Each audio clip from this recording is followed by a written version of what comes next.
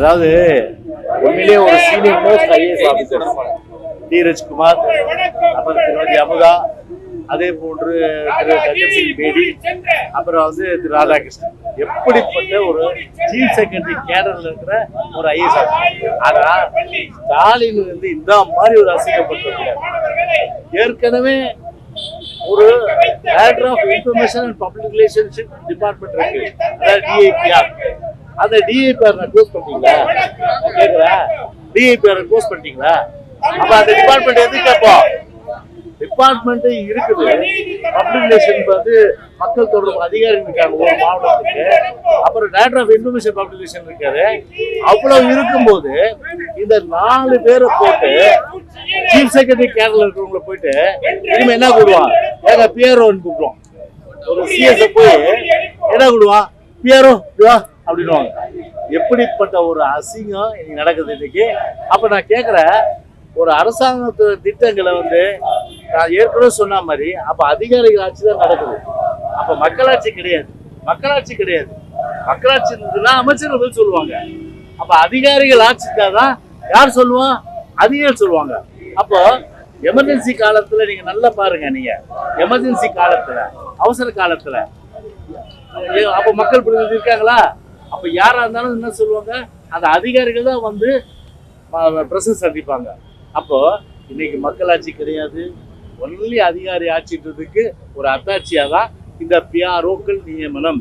அதுவும் ஒரு senior great IAS ஆபீசர்ஸை இந்த மாதிரி அசிங்கப்படுத்தி அவமானப்படுத்த கூடாது.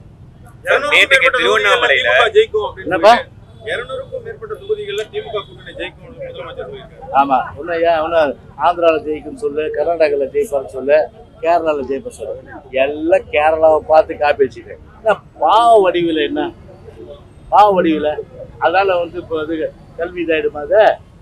3600 பள்ளிக்கூடங்கள்ல பார்த்தீங்கன்னா ஹெட்மாஸ்டர் இல்லை. 3600 பள்ளிக்கூடங்கள்ல கிட்டத்தட்ட 65,000 ஆசிரியர்கள், தொடக்கப்பள்ளி ஆசிரியர், இடைநிலை ஆசிரியர், எல்லா விதமான ஆசிரியர்கள் பணியிடங்கள் காலியா இருக்கு. ஆசிரியர்கள் வீதிக்கு இறங்கி போராடுறாங்க அவங்களோட கோரிக்கை நிறைவேற்றல. பள்ளிகள்ல பார்த்தீங்கன்னா பல்வேறு இன்னும் வகுப்பறைகள் கட்டடம் கிடையாது. வகுப்பறையில எந்த வசதியும் கிடையாது. பல வகுப்பறைகள்ல பல பள்ளிக்கூடங்கள் ஒரு கழிப்பிட வசதிகள் கிடையாது. இப்படி ஒரு அடிப்படை வசதிகள் இல்லாத ஒரு சூழ்நிலையில இப்போ வடிவில் போட்டு கேரளா ஸ்டைல அதான் லாஸ்ட் பெஞ்ச் ஸ்டூடெண்ட். நாங்களும் லாஸ்ட் பெஞ்ச் ஸ்டூடெண்ட் தான். லாஸ்ட் பெஞ்ச் ஸ்டூடெண்ட் ஃபர்ஸ்ட் கிளாஸ்ல பாஸ் பண்ணியா, பியூசில ஃபர்ஸ்ட் கிளாஸ், எஸ்எல்சில ஃபர்ஸ்ட் கிளாஸ், டிகிரியில ஃபர்ஸ்ட் கிளாஸ்.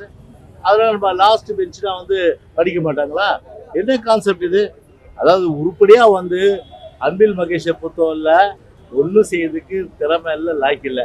ஸ்டாலினும் உதயநிதியோட சுத்துறது தான் அவர் லாக்கிய.